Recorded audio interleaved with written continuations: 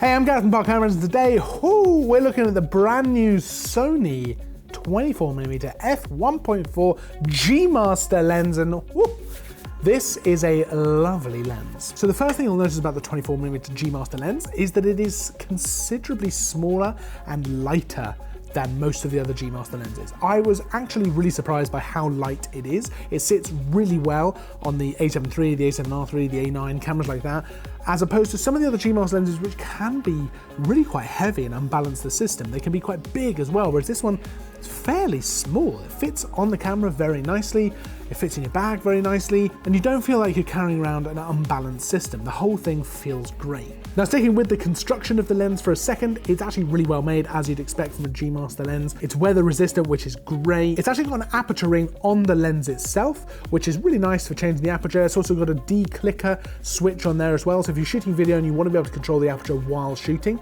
you can pop the declicker on so that it just turns nice and smoothly, or you can have it on for that more tactile feel of having a click as you turn it. The manual focus ring feels really nice. Now, it is a focus by wire system, but it still feels really nice. There's enough rubber and give and kind of resistance there for it to feel good as you're doing it. And lastly, there's a button on the side of the lens which is customizable to perform whichever action suits your shooting style. Now, by default, that's a focus hold button, but you could set it to control things like IAF or anything you like, really, to really customize your shooting experience and get the most out of the situation. So 24mm is a lovely focal length to use because you can use it for those lovely wide vista landscape shots. Architectural photography looks really great at that kind of focal length as well. But with the 1.4 aperture, you can move in closer to a subject and get those nice out of focus elements in your shot. You can pull further back and get like an environmental portrait, and it looks really, really good. In terms of image quality, it's fantastic. It's really, really good. It's nice and sharp right across, even shooting wide open at 1.4. It's really, really nice and sharp. The optical performance was fantastic, as you'd expect from a G Master lens, and in terms of distortion, we didn't really have any issues, especially considering it's a 24mm.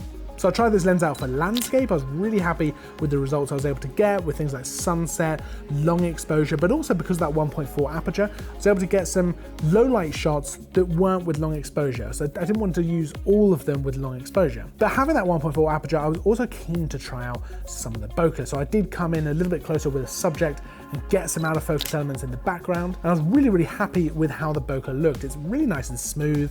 It's quite circular. It looks really, really good. It's also great, like I mentioned earlier, for environmental portraits because you're able to pull back and get a wider shot of a subject, but in their environment, in an environment. So whether that be a forest or a harbor or anything like that, you can get some nice environmental portraits of someone experiencing the environment around them. Now, it's also really good for astrophotography because you've got that nice wide field of view, but it's also got that nice fast aperture, so you're able to let lots of light in, and because it's sharp all the way across, even at 1.4, you can get some really, really nice star shots. In terms of video, it's similarly nice and sharp, and because of that declicker on the aperture ring, means you can control that while shooting video. It's a bit wider than I would usually shoot at. I usually don't shoot video much wider than about 35mm, but I still really enjoyed shooting with this one. And if you're looking for those wider shots, the kind of more establishing shots or just general tracking shots, perfect field of view for that as well. This lens is great for a lot of different types of photographers. So like I've mentioned before, landscape, architecture, that's all great. Astrophotography, but also portraits, environmental portraits, and just wider shots of people in general. It's got a lot of different uses that you can use it for. Now, I had a really great time shooting with this lens. It's a lovely lens to use for all kinds of different photography, and I was really happy with how well it performed. Now, if you have any questions at all, pop them down in the comments below. We'll get back to you as soon as we can. If you liked the video, hit the like button. Make sure to subscribe if you're not already. I'll see you in the next video. And as always, thanks for watching.